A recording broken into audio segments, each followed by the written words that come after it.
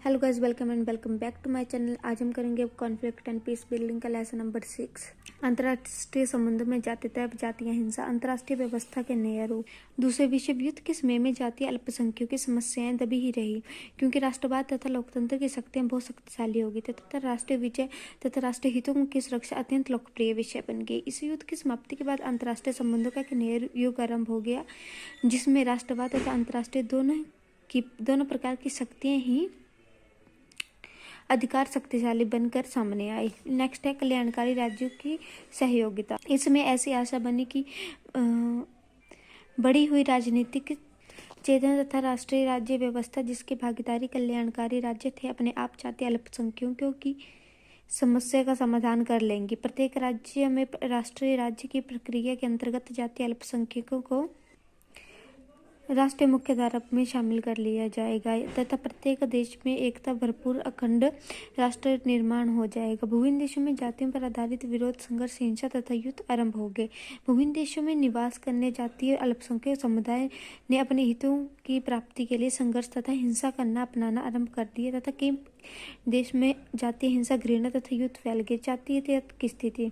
जाति शब्द लैटिन भाषा के शब्द एथनिको से लिया गया है, जिसका अर्थ है साझी पहचान।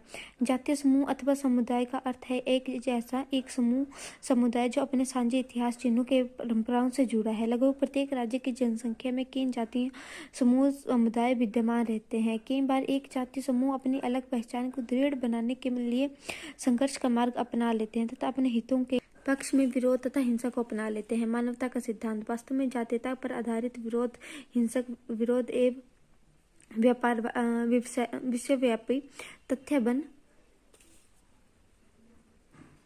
बन गया है। ठीक है, श्री एस दुबे ने लिखा है अपने जो उनकी व्याख्या है उनमें वो कहते हैं, जबकि विश्व के लोग विश्व को एक ग्रह, एक मानवता के सिद्धांत के आधार पर एक विश्व गांव बनाने की सोच रहे थे, वहीं उसी समय जातीय अथवा नस्ली घृणा के विरोध की प्रक्रिया का आरंभ होना एक अत्यंत दुर्भाग्यपूर्ण घटना थी। वे राष्ट्र राज्य जो वृद्ध राष्ट्रीय एकता को बनाने के लिए कार्य कर रहे थे, काफी लेबाब चीन, इराक, सूडान, पाकिस्तान, भारत, उत्तरी अमेरिका आदि देशों ने अपनी जातीय तनावों, जातीय घृणा, जातीय हिंसा, जातीय संघर्ष और जातीय विवादों में उलझा हुआ पाया।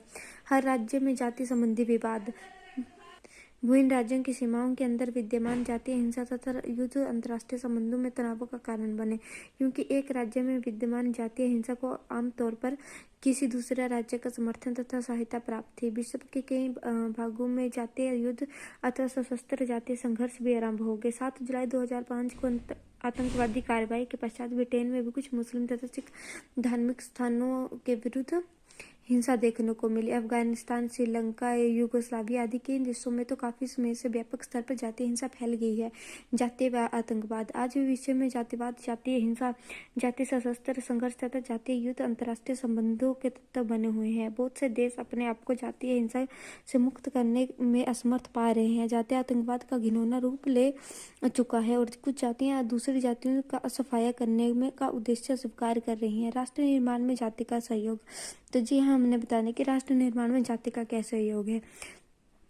यह एक अत्यंत दुर्भाग्यवश बात है कि राष्ट्र राज्य के अंदर काफी समय तक रहने के बाद आज तक कुछ जातीय अल्पसंख्यक समुदाय अपने ही राज्य के विरुद्ध हिंसा का सहारा लेकर अपने संकीर्ण हितों की पूर्ति करने का प्रयास कर रहे हैं। बहुत से विकासशील राज्यों में राष्ट्र निर्माण की प्रक्रिया सफल नहीं हो सकी और जातीय अल्पसंख्यक समुदाय जातीय हिंसा और जातीय आतंकवाद का सहारा लेकर अपने इच्छित उद्देश्यों को पूरा करने का प्रयास कर रहे हैं।